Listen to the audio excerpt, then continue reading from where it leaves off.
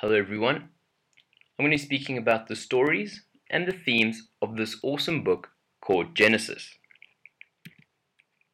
The first story is about how God created the world in 6 days.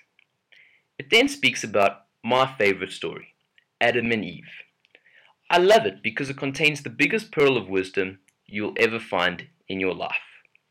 Normally you have to wait till the end of a book to figure out the key concept. God is kind, and He gives it to us up front. Basically, if you obey God, you prosper and live.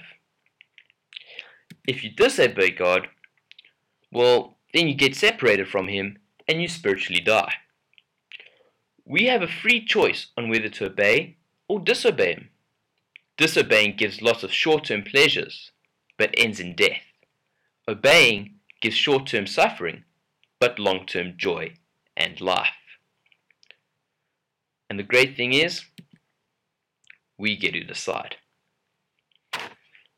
Moving on, we see that we have the story of Noah, which echoes the lessons of obedience.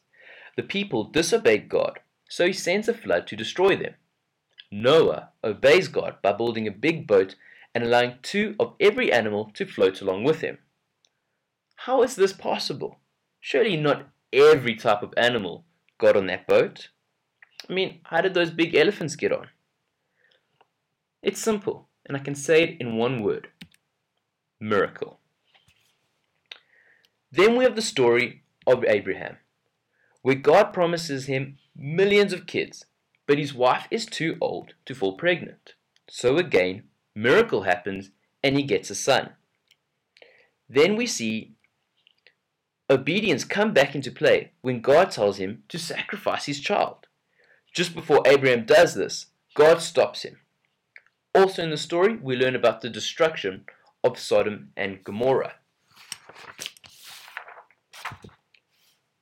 Now, Abraham's son is called Isaac, who marries this girl called Rebecca, who has twins called Esau and Jacob. Esau is a bad guy and forms the empire of Edom. Jacob is the good guy. And what happens is he changes his name to Israel. He then has 12 sons, which become the 12 tribes of Israel. Joseph is the favorite son, and his dad Jacob gives him this really cool multicolored coat. His brothers, they get really jealous and they send him into slavery. But Joseph stays obedient to God, and he gets given this ability to interpret dreams and becomes Pharaoh's right-hand man. This shows how God, even in our suffering, even in our lowest points, can turn a situation around in order to bring him glory. So Joseph now becomes Pharaoh's right-hand man, and what happens is that there's a great famine everywhere. And so Joseph's brothers have to come and beg to him for food. Joseph, being the nice guy he is, gives them the food. But it's quite ironic how the brothers come back to him for help. So those are the main stories that we hear about in Genesis. Now let's talk about some of the themes. The first theme is beginnings. Genesis explains the beginnings of many important realities: the universe, the earth, people, sin, and God's plan of salvation. Genesis teaches us that the earth is well made and good. People are special to God and unique. God creates and sustains all life. The second theme is disobedience. People are always facing great choices. Disobedience occurs when people choose not to follow God's plan of living. Genesis explains why people are evil. They choose to do wrong. Even great Bible heroes failed God and disobeyed Him. The third theme is sin. This is a big one. Sin ruins people's lives. It happens when we disobey God. Living God's way makes your life productive and fulfilling.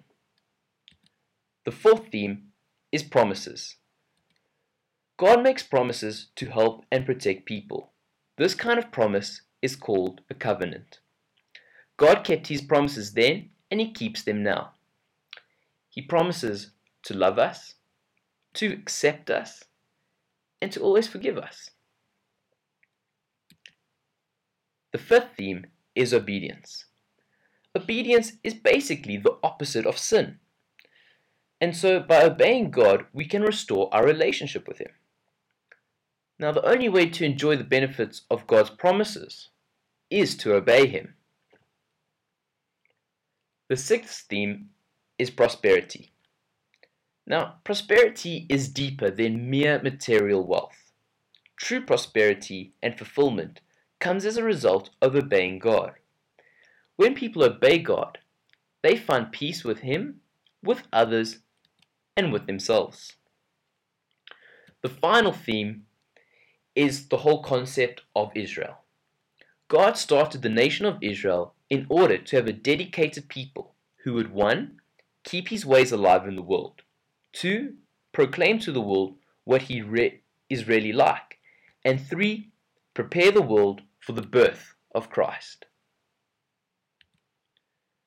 God is looking for people today to follow him.